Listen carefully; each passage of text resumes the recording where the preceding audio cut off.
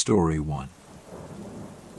I used to be one of those people who liked to explore the dark web for fun. I frequented various underground-style sites. Working in the e-eat industry, the dark web and the deep web were these strangely taboo topics that we weren't supposed to discuss with normal people. But it's not exactly the best-kept secret. Those of us who go out on tour and look at questionable things can almost sense others like us. It's like we have this weird sixth sense that tells us if the person next to us is someone who peruses the deep web. Okay, not really, but typically we can tell by someone's demeanor if they know what they're talking about. Most of the time, something about the deep or dark web will come up in conversation. I'm the kind of person who knows too well what I'm talking about. If something was shady, sketchy, unsavory, or in a legally gray area, I was probably spending some time each day looking at it. I spent more than my fair share of time on a few deep web community boards, mostly chatting with like-minded people who also had too much spare time. My favorite pastime was posting on conspiracy boards. It's crazy to see what people will say when there's no limit or filter. Some of the things said there may be more true than we'd like to believe. Case in point, hitman sites exist and are potentially a legitimate business. Not legitimate, of course, but the ones that aren't honeypots. Anyway, aside from that, there are a lot of marketplaces on the deep web for questionable things. The dark web, however, is where things turn downright illegal. I will admit to spending my fair share of time and money on dark web markets. I've bought things that are illegal to own and seen things I shouldn't have seen and definitely didn't want to see. That said, I wanted to write about one marketplace that freaked me out and made me pull away from the illegal stuff. There was a particular marketplace that touted itself as the be-all and end-all of dark web markets. It was essentially a massive dark web version of Craigslist or Facebook Marketplace. If you were looking for something you shouldn't have been and were willing to spend some Bitcoin, you were in luck because odds were that they had it bootleg movies, check Viagra from another country, check computers potentially stolen from a government facility, check. However, it went deeper than that. They also had services you could pay for nothing like the hitman sites, but if you wanted to have a good time with someone about to die, then you could. I don't judge others for what they do behind closed doors. I keep my opinions to myself and live my life. That said, I stumbled on something that I initially thought couldn't be real. But after messaging the seller, I wasn't so sure anymore. It could have been a honeypot or a fed trap, but if so, it was a damn good one. One afternoon I was perusing the market, looking for something stupid. I think I was looking for shoes or something, don't ask. That's when I stumbled upon something simply labeled "New I Like New Things," so I eagerly clicked on it to read about this new product. Well, this product wasn't really a product. The description read something like, "Have access to any age up to 7 and can deliver. Forged paperwork is extra. Must have payment ready for any and all offers." Obviously, my first thought was that this was a full-on honeypot or a scam for people looking for children, which would be a niche scam if you think about it. So I mentally defaulted to honeypot. Because I was a bit of an edgy 20-something, I decided to message the seller to mess with them a bit. I logged into my account on the market and went to send the user a message. I asked something along the lines of, "How do we know you're legitimate and not a Fed trying to arrest someone?" They responded with, "Well, you don't," which solidified the honeypot idea I had in mind. I responded with, "Can you prove that you're legitimate? I have the Bitcoin ready if you're an actual seller again. I was trying to goad this person into giving me anything that would confirm my bias. They sent me a message back saying, boy or girl, and how old. I had to think for a second. I wanted to give them something tough to respond to, so I said, boy, around 5. They sent back pictures of a little boy who looked to be around 4 or 5 years old.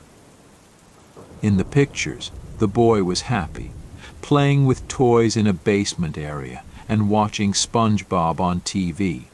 I felt nauseous. I responded, is he the one for sale? At this point, I needed to gather as much information as I could to take to the authorities. The seller responded, he is one of them. Yes, I then asked him to prove that he didn't just send me a picture of his own kid trying to bait me. He asked my name, which I wanted to avoid. I was nervous, so I told him my name was Marcus. It's not. You don't tell people on the dark web your real name. After I told him my name, I didn't get a response for about an hour. I was almost certain he was a Fed tracking me. But he finally responded with an MP4 attached. In the video, the boy was playing with Hot Wheels. You could hear a man talking, presumably the seller. The man asked the boy his name. The boy said, Tony. The man then asked who was filming him. The boy said, Uncle. Well, the man then asked, and who is this video for? The boy responded, Uncle Marcus. The man asked, and why are we making this video? The boy laughed and said, to find a new mommy and daddy. There was more back and forth to prove that the kid was legitimate and that the seller wasn't messing around. The video ended with the seller saying, now that you can see little Tony here is very real and in need of a good loving home, let's talk payment. I prefer Bitcoin, but will take any current stable coins.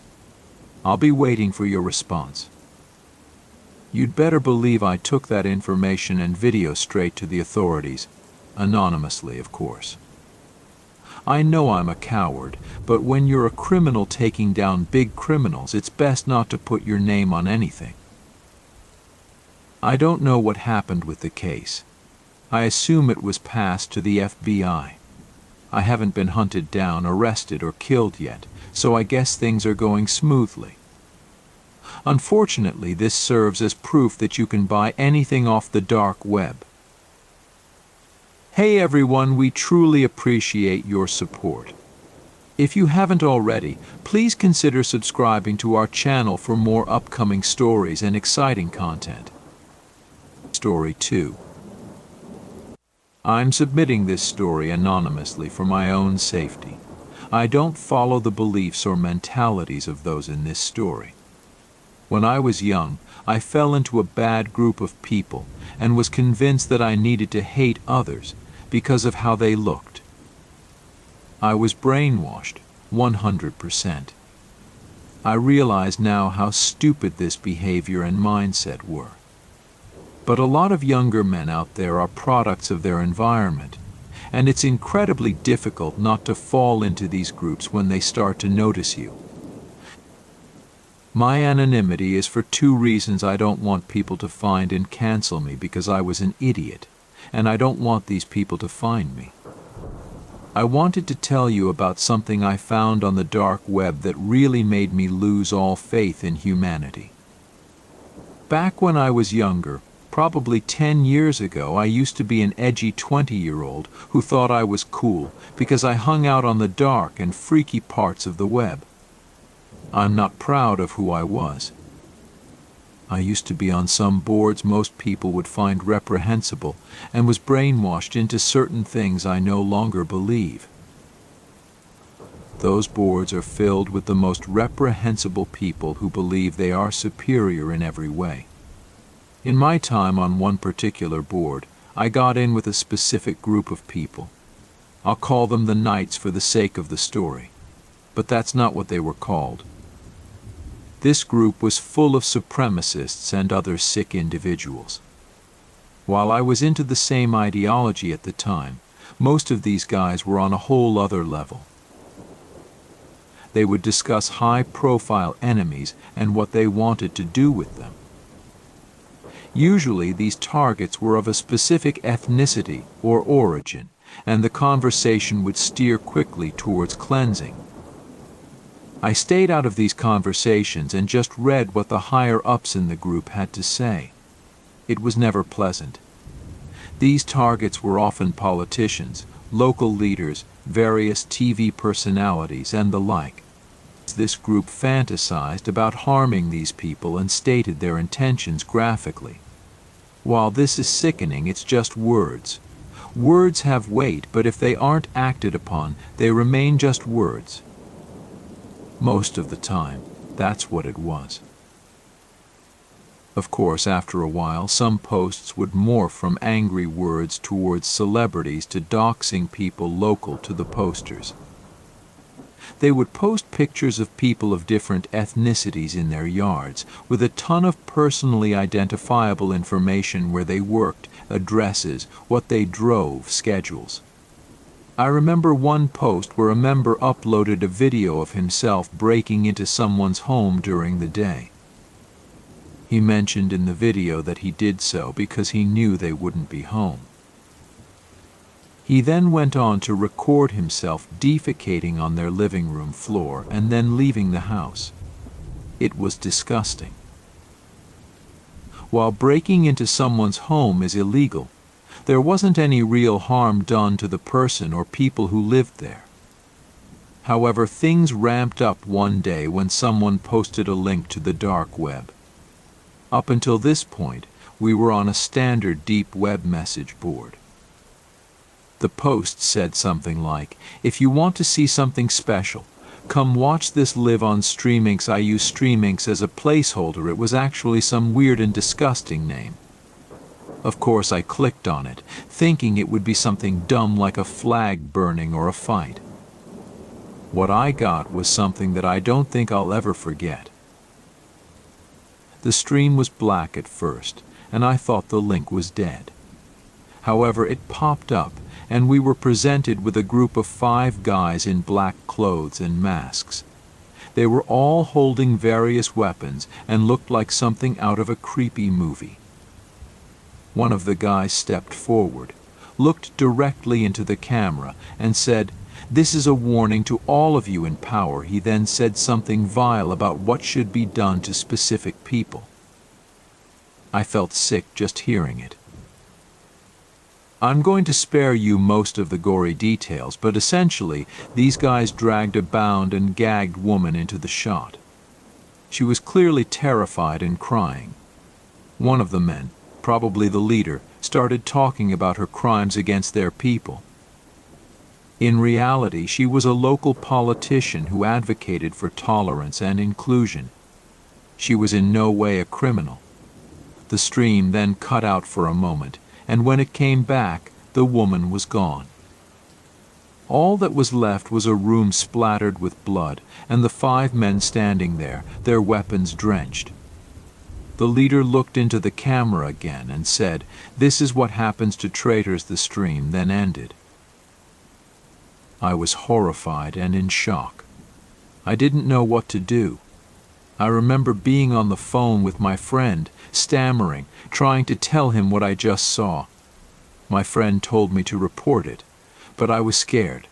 I didn't want these people to find me. But ultimately, I couldn't just sit by and do nothing. I reported it anonymously and left that group immediately. I cut ties with everyone there and deleted all my accounts associated with them. I was terrified for a long time, thinking they'd come for me next. But nothing ever happened. I never saw any news about that woman's disappearance, and I have no idea what ultimately happened to her. To this day, I feel sick whenever I think about it. It was the turning point that made me realize how stupid and evil my beliefs were. I've since turned my life around and strive to be a better person every day. I hope that group was taken down, but I'll never know for sure. Hey everyone, we truly appreciate your support. If you haven't already, please consider subscribing to our channel for more upcoming stories and exciting content. Story 3. This story is related to one that you've told in the past.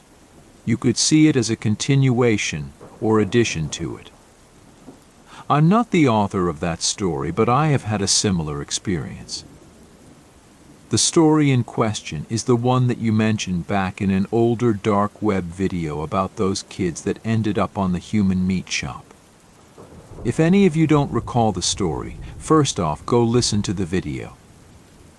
It was about a group of kids that were messing around with the dark web and ended up on a butchery site that listed human meat. It also explained how to properly prepare it, advertised their seasoning, and gave all the information about the specific human cuts. They also touted that they sourced on demand, meaning that they had the ability to get the meat when you requested it. So they had it on standby and would kill and cut it when you wanted it. It's kind of like Wendy's fresh, never frozen promise, but for cannibals.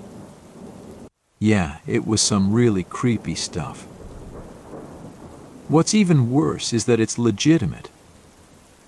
I can actually vouch for the legitimacy of the human meat market. I don't know about the specific page that they were on. It could have been a honeypot, but who knows?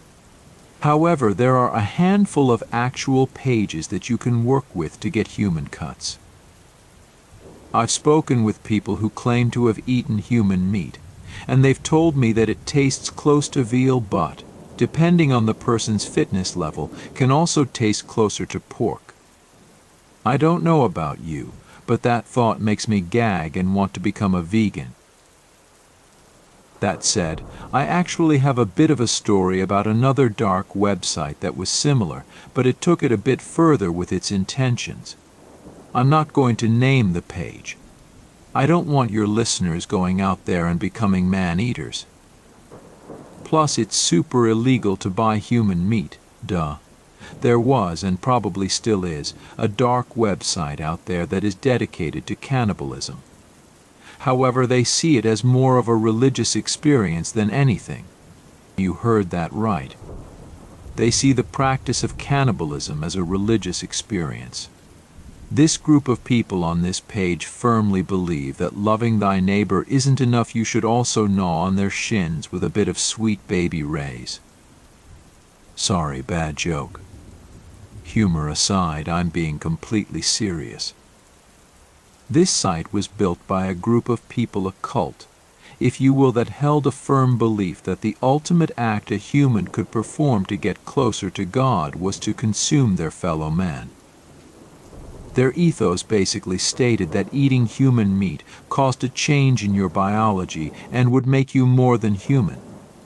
It said something about how it was basically the only way to climb up the food chain, and that the only thing above humans were gods. Thus, being more than a human made you godlike.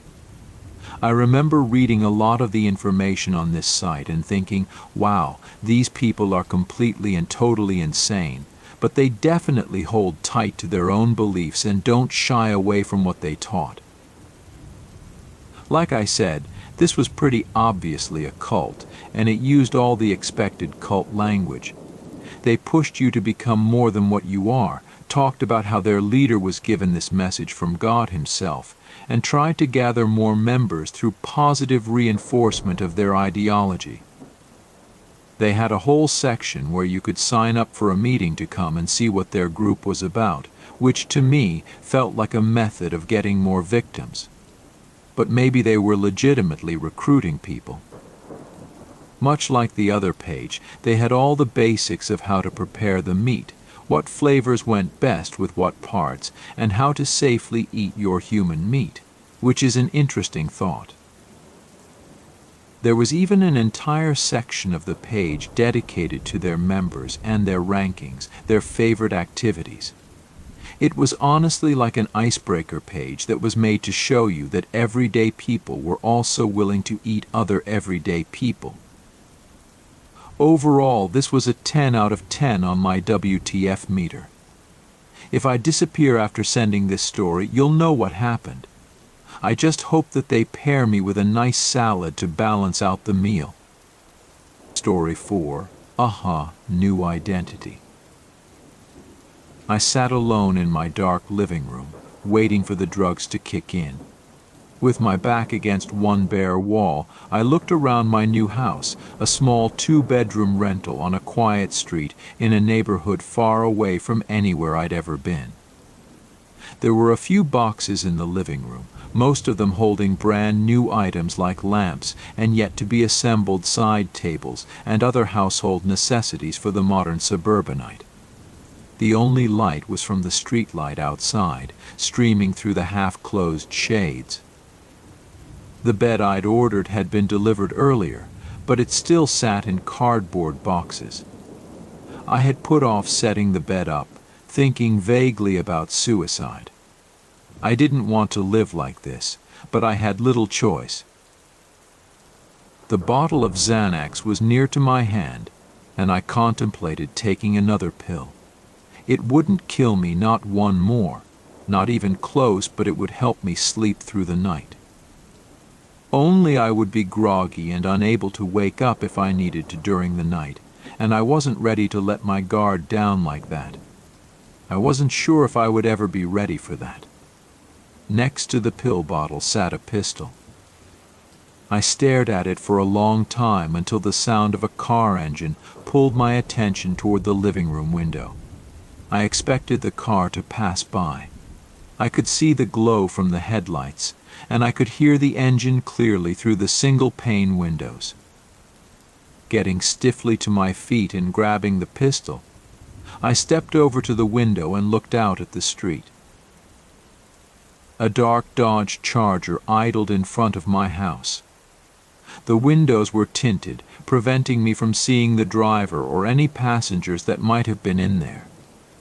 My pulse quickened, and I wondered if they'd found me. But it wasn't possible. I had a new name, a new identity. I was someone else entirely, and it was only my first night in the house. There was no way they could have found me so quickly. The vehicle pulled slowly away. Given my angle, I only caught a glimpse of the license plate, not enough to get the full number. I stood at the window, looking out at the quiet street for several minutes, then shut the shades and double-checked that the doors were locked. Then I settled back down on the floor, my back against the wall.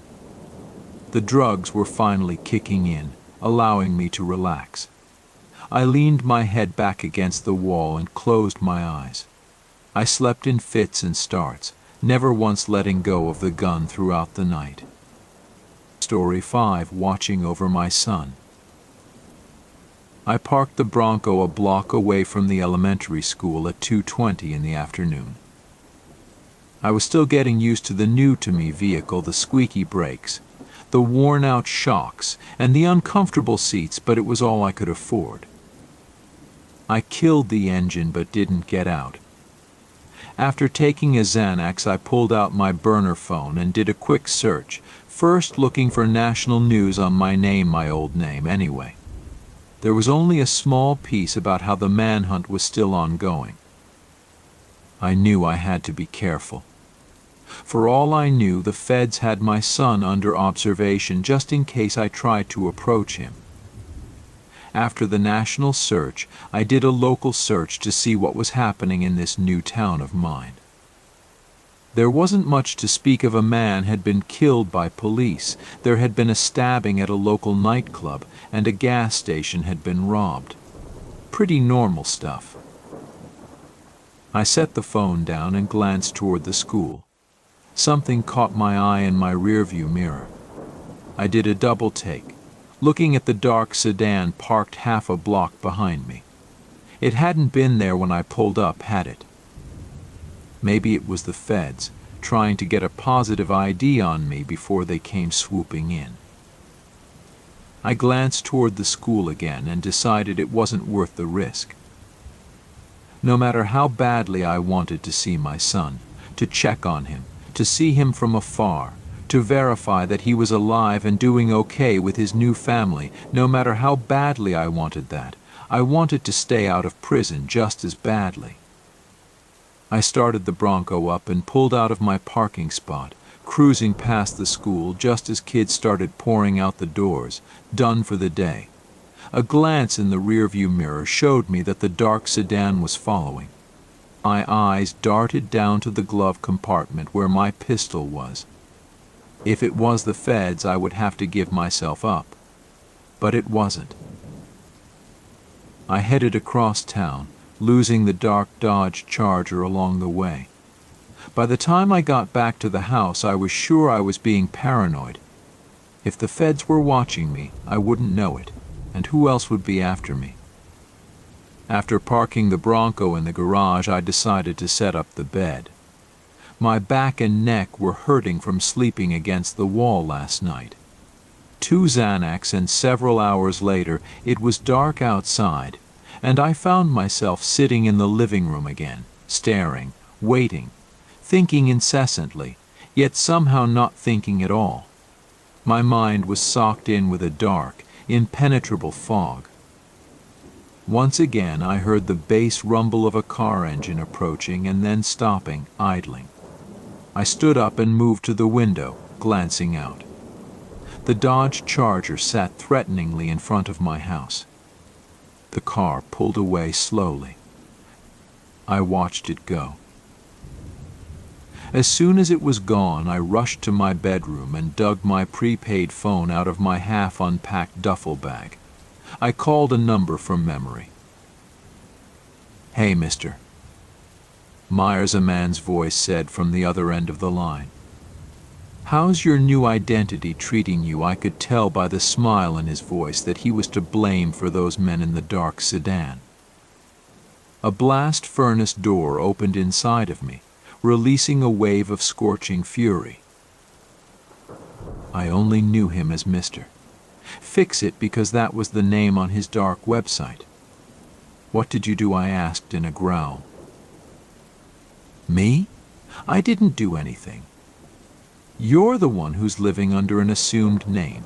It's just that name may not be as squeaky clean as I led you to believe." "I checked it out myself," I said, not understanding how this happened. "I'm sure you did, mister," Fix-It said, still a smile in his voice. "But that's just the thing. You're not a world-class hacker, are you? Because if you were, you would have seen more than I wanted you to see. As it stands, you're pretty much screwed. My friend, whoever's on to you isn't going to stop. Unless... Unless what? You want more money. Mister." Fix-It laughed. "Smart man, Mr. Myers. That's exactly what I want. And if I get $10,000 from you in the next 10 minutes, I can make your troubles go away." "How would you do that? What guarantee do I have that you can even do it?" "Oh, no guarantee," he said. "None at all. But I do guarantee that you'll have some serious problems if you don't pay the money. So what do you?" I hung up the phone and threw it across the room. I didn't have $10,000 to give him. I'd spent most of my money setting up this new identity, which was apparently compromised, although I didn't know exactly how. Whoever was in the sedan wasn't the feds. That much was clear. So who were they? I didn't want to stick around and find out. Moving quickly, I started grabbing essential items and stuffing them into my duffel bag, trying to clear my head. I set my gun down on the kitchen counter when I'd come home earlier, thinking I should have it on me.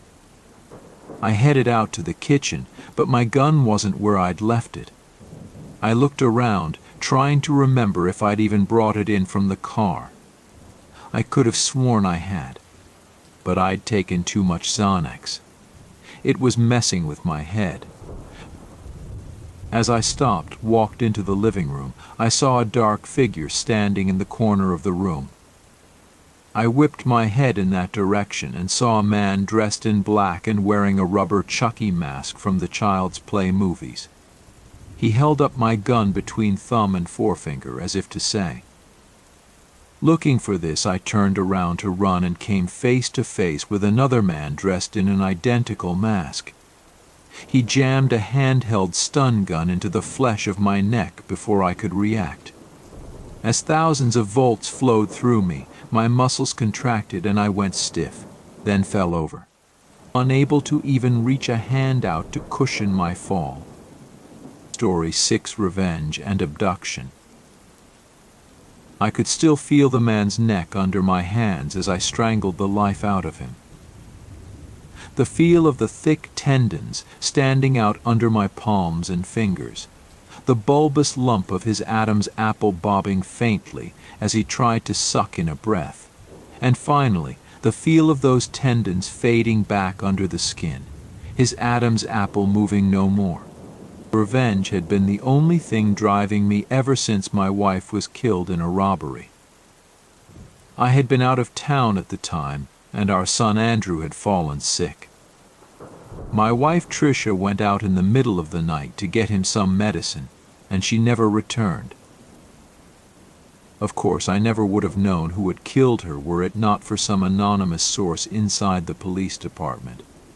One day, not long after the murder, I got a call from someone who simply went by the name Fixit. He'd set me up with a dark website where I could check my messages, which he frequently used to update me on the investigation. Before the police knew who had killed my wife, I did. And when they did learn his identity, they were slow to act. I already had him in the basement of a secluded home I'd purchased with Fixit's help. The killer had used Fixit to get a fake identity, and it turned out that Fixit had a long history of this sort of thing. He used a variety of assumed names, and this was how he got new clients through obituaries. That was how he found me. When he saw the story of my wife's murder, he reached out to me, thinking I might be in the market for a new life. As soon as I told him what I really wanted, he seemed to think it would be best for him to help me with that instead. He had gone into the police department, posing as a potential informant for a few cases in the hopes of getting some kind of deal on charges that may or may not have even been real. In doing so, he befriended an officer who helped with the investigation into my wife's murder. That cop, a good person but a bad judge of character, had become a trusted ally of Fixit's. My wife's killer had been evasive and elusive, but Fixit had a knack for finding people who didn't want to be found. And now Fixit had me. Story 7: Andrew's Abduction. After escaping Fixit's grasp, I had learned the whereabouts of the man who had killed my wife, so I went after him. I found him easily enough. But after killing him, it wasn't over. Somehow Fixit had learned about what I'd done and what had been done to me. He had threatened to turn me in if I didn't help him with some jobs that had me snatching people off the street and getting them to Fixit. He never let on what he did with these people, and I never asked. I had to move Andrew to a new place yet again. I had dropped him off at school before meeting with Fixit earlier that morning, but I knew the feds would be all over my old place in no time. I pulled into the school's parking lot and saw the dark sedan immediately. It was parked close to the entrance. I got out of the Bronco and casually walked over to the front doors, keeping my eye on the sedan the entire time. I didn't want to give the feds any reason to think I was suspicious, but I could feel my heart pounding in my chest. As soon as I walked through the doors, I saw my son standing in the hallway, his face pale, his eyes red from crying. I could tell that he'd been pulled from class and questioned about me. The second he saw me, he ran over and threw his arms around my waist. "Dad," he sobbed, "are we going to be okay?" I looked down at him, trying to muster up a reassuring smile. "Yeah, buddy, we're going to be fine." I looked around, trying to see if anyone was watching us. It was then that I saw the two men coming down the hall, both dressed in black suits, both wearing expressions of determination. It was over. They'd found us. "Mister Myers," one of the men said, "we need to have a word with you." The man had his hand inside his jacket, undoubtedly resting on the butt of a gun. "Sure," I said, "but I have to take my son to the restroom first. He's feeling a little sick." The man looked at Andrew, who was still clinging to me. "All right, but make it quick." I walked quickly down the hall, making sure the men were following at a safe distance. I knew the layout of the school well and knew there was a side door near the restroom that led to the playground. As soon as we rounded the corner and were out of sight, I broke into a run, practically dragging Andrew with me. We burst through the door and ran across the playground, making a beeline for the Bronco. I could hear the men shouting behind us, and I knew they wouldn't be far behind. My mind was racing as I tried to think of a plan. I knew we couldn't go back to the house. They would be expecting that. We needed a place to lay low until I could figure out our next move. We reached the Bronco and jumped in. I started the engine and peeled out of the parking lot, the tires squealing. I could see the men running after us in the rearview mirror. Andrew was sobbing quietly in the passenger seat, and I reached over to put a hand on his shoulder. "It's okay, buddy. We're going to be okay." I didn't know if that was true, but I had to believe it. We drove in silence for a while, heading out of town and into the countryside. I needed to find a place where we could hide out for a while, somewhere off the beaten path where the feds wouldn't think to look. I had a few ideas but knew it would be risky. I had no choice. It was either that or get caught, and I couldn't let that happen. I had to protect my son. Story 8: Fix-It's Revelation. As we drove, my mind kept going back to Fix-It. He had set all of this in motion. He had helped me find my wife's killer and then used that to control me. I had done terrible things for him, things I would never be able to forget. And now he had put my son in danger. I couldn't let him get away with it. I needed to find a way to stop him once and for all. But first I had to get us to safety. I pulled off the main road and onto a dirt track that led into the woods. I knew of an old hunting cabin that should be empty this time of year. It would be the perfect place to hide out for a few days while I figured out our next move. As we bounced along the rough track, I kept glancing in the rearview mirror, half expecting to see the dark sedan behind us. But there was nothing. We were alone. The cabin was just as I remembered it, a small, weathered structure hidden among the trees. I pulled up in front of it and killed the engine. We sat in the silence for a moment, and I took a deep breath, trying to calm my racing heart. "Come on, Andrew. Let's go inside." We got out of the Bronco and went into the cabin. It was musty and cold inside, but it was shelter, and that was all that mattered. I set about making a fire in the old stone fireplace while Andrew curled up on one of the dusty old couches. Once the fire was going, I sat down next to him, and we both stared into the flames, lost in our thoughts. I knew I couldn't run forever. Fix-It had too many resources, too many connections.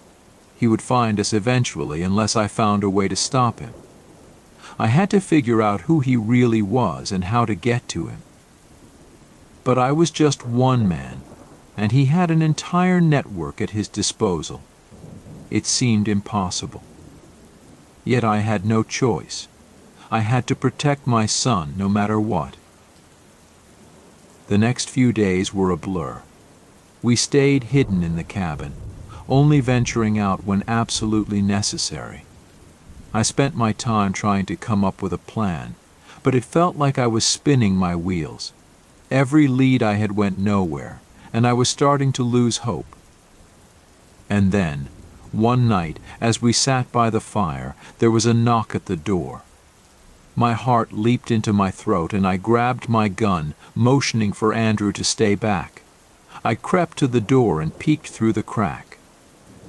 It was Fix-It.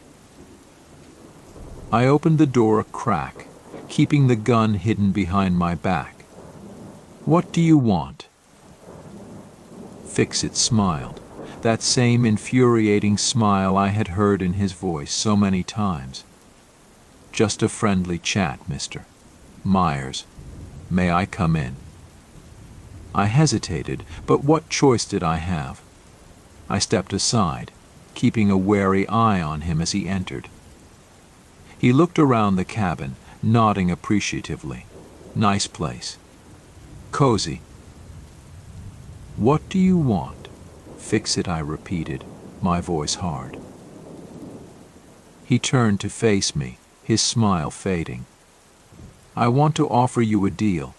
You come work for me full-time, no more running, and I'll make sure the feds never find you or your son. You get a new identity, a new life, and I get someone with your particular set of skills. And if I refuse?" He shrugged.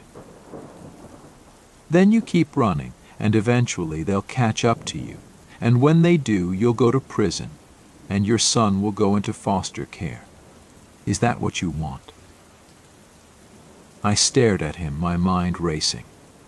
He had me backed into a corner, and he knew it. I didn't want to work for him, to become his pawn. But I also didn't want to lose my son. I had to find a way out, but I needed time to think. "Fine," I said finally. "I'll do it." Fix-It's smile returned. "Good. I knew you'd see reason. We'll be in touch." He turned and walked out the door, leaving me standing there, feeling like I had just made a deal with the devil. Story 6. A New Resolve. After Fix-It left, I sat by the fire, staring into the flames. I had to find a way to get out from under his control, to protect my son and get our lives back. I had agreed to his deal, but I knew I couldn't keep my end of the bargain. I had to come up with a plan, something that would put an end to this once and for all. I started by gathering information, using every resource I had. I needed to find out who Fix-It really was and how to get to him. It wasn't easy. He was careful, covering his tracks well. But I was determined. I spent every waking moment digging, searching for anything that could give me an edge. And finally I found something. It was a small detail, something that most people would have overlooked. But it was enough. I discovered that Fix-It had a sister, someone he cared about deeply. She lived in a small town a few hours away, and from what I could gather, he visited her regularly. It was a weak spot, a chink in his armor. If I could get to her, I could use her to get to him. I hated the thought of involving an innocent person, but I was out of options. I had to protect my son, and this was the only way I could see to do it. I made my plan carefully, knowing I had to be quick and precise. I couldn't afford any mistakes. When the time came, I left Andrew with a trusted friend, someone who would keep him safe no matter what. Then I set out for the town where Fix-It's sister lived. It was a small place, the kind where everyone knows everyone else. I found her easily enough, a quiet woman living in a modest house on the edge of town. I watched her for a few days, learning her routine, making sure I had the right person. When I was ready, I made my move. I approached her one morning as she was leaving for work, catching her off guard. I didn't want to hurt her, but I had to make her understand the seriousness of the situation. I explained who I was and why I was there, and to my surprise, she listened. She seemed to know what kind of person her brother was and wasn't entirely shocked by what I told her. She agreed to help me, to call Fix-It and tell him she was in trouble. It was a risk, but I had no other choice. When Fix-It arrived, I was waiting. He was furious, but I didn't give him a chance to react. I had him at gunpoint, and he knew he was beaten. "You're going to leave me and my son alone," I told him, my voice steady. "You're going to disappear, and if I ever see or hear from you again, I'll make sure everyone knows who you are and what you've done. Do you understand?"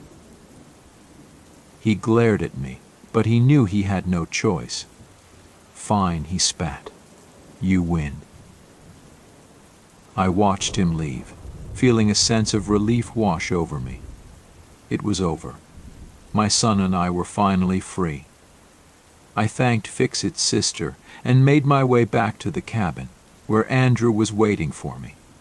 We had a long road ahead of us, but for the first time in a long time I felt hopeful. We were going to be okay. Story 1. When I was a kid, my parents used to leave me home alone sometimes. Both my parents worked and stopped getting a babysitter for me when I was around 10. I'm an only child, so I got used to being home alone quickly. I could make food for myself and have snacks, but mostly I watched TV or hung out in my room. We lived in a one-level house with a basement. It had 3 bedrooms, 2 bathrooms, a living room, and a kitchen. The house wasn't big, but it never felt cramped. I was about 12 years old when this incident happened. One night I was home alone. I don't remember where my parents were, but they had left food for me. After eating in the living room, I went to my bedroom. Around 8:30 or 9 p.m., it was completely dark outside. That's when I heard our sliding glass door opening. I was used to hearing that noise because my parents went in and out to the patio all the time.